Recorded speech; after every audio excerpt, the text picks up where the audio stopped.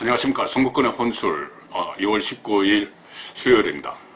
조금 전 오전에 좀 안타까운 그 발표가 있었습니다. 정부에서 발표를 한 건데 코로나 바이러스 감염자 확진자가 좀 주춤하는 듯 했는데 갑자기 15명이 늘어났습니다.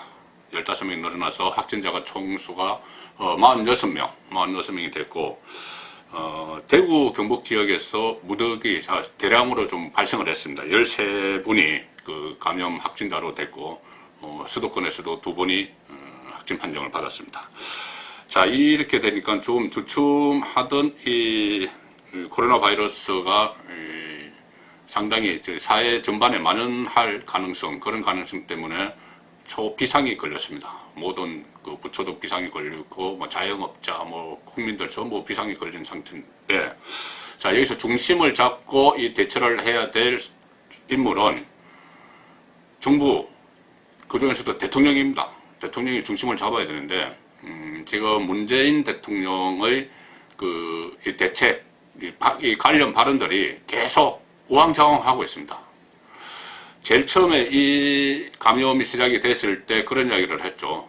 이것은 국민들이 너무 불안해하면 안 된다. 그랬다가 바로 그 다음 날인가 어떤 선제적 조치를 가하다 싶을 정도로 취하라. 또 이렇게 했다가 며칠 전에 좀 뜸하니까 또 이렇게 이야기했습니다. 이게 국민들은 일상생활을 잘 하고 있고 정부가 잘 대처하고 있는데 언론이 불안을 부추긴다. 그렇게 이야기했습니다. 언론이 불안을 부추긴다. 그러면서 언론 탓을 막 했죠. 그런데 오늘 이렇게 15명이 더 확진자가 나왔습니다. 언론이 불안을 부추긴 것이 아니고 계속 경계를 했던 것이죠. 이런 상황에서 어제는 또 문재인 대통령이 국무회의를 하면서 정부가 취할 수 있는 모든 수단을 이용해서 특단의 대책을 마련하라. 또 이렇게 이야기를 했습니다. 이 경제, 그러니까 이 사태가, 감염 사태가 경제에 미치는 영향에 대해서도 계속 우왕좌왕 하는 겁니다. 오락가락 하는 거예요. 어제는 정부가 취할 수 있는 모든 수단 이용해서 특단의 대책을 강구하라. 그러면서 비상, 파격, 특단, 이렇게 여러 가지 자극적인 단어를 쓰면서 총동원령을 내렸습니다. 정부 재정의 총동원령이죠. 그래서 대통령이 그렇게 이야기하니까는, 특단 대책 총동원을 내리니까는 지금 당장 여당에서는, 민주당에서는 각 부처별로 필요한 액수를 써내라. 그거로 지불을 하겠다는 이야기죠. 추경도 지금 편성한 지 얼마 안 되는데 또 편성할 그럴 태세입니다. 자, 그런데 어제 그렇게 이야기했는데 그제 하루 전날 업무보고, 경제부 업무보고에서 뭐라고 그러냐면은 경제 낙관론을 또 폈습니다. 하루 전날. 그러면서 일본의 무역 보복 위기를 우리가 잘 대처해서 넘겼기 때문에 위기를 기회로 반전시켰다. 그리고 올해 경제는 우리가 확실한 변화를 보여줄 수 있다. 또 이렇게 하루 전에 이야기하고 그 다음 날은 또 비상이다. 또 이렇게 이야기를 하는 겁니다. 자, 그렇게 되니까 어떤 일이 발생을 하면은 진단을 제대로 해야지 처방이 제대로 나오는데, 이것은 지금 사태 파악을 못하고 있는 청와대에서, 특히 문재인 대통령조차도 오락가락하면서 사태 파악을 못하고 있는 그런 상황이 이어지고 있죠. 그러니까 저는 이것을 여러 가지 의미가 있다고 봅니다. 이렇게 이야기하는 것이, 일단은 언론에서도 총선용이라고 이야기를 하는데, 저도 이 총선과 관련이 있다고 보는 겁니다. 왜냐하면은 지금 어제 총선을 불과 한 50 며칠 앞두고 곡간을 다 풀으라는 거죠. 정부 돈 있는 거 다 풀으라는 겁니다. 국민들에게.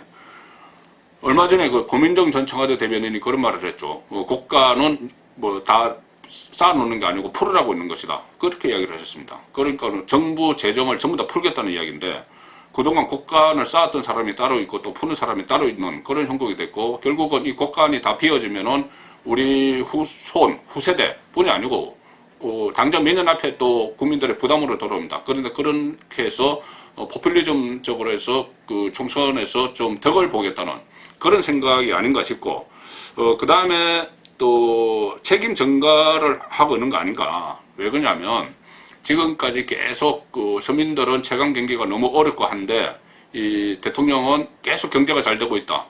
또 실업률이 낮아지고 있다. 고용이 좋아지고 있다. 이런 전혀 다른 이야기를 했습니다. 그래서 지금은 총선 앞두고 이 정권 심판론이 나오니까 그 경제가 지금 어려운 거, 체감 경기가 어려운 건 우리 정부는 정책을 잘했는데 이 문제는 이 코로나 바이러스 감염 사태 때문이야.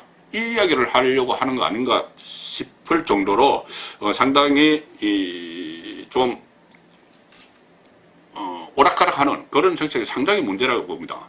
그리고 이것이 또 김정숙 씨, 문재인 대통령 부인 김정숙 씨도 어제 그 중랑구, 서울 중랑구에는 한 전통시장을 갔는데 거기서 이 셰프, 유명 요리사 2명을 대동을 하고 갔다고 합니다.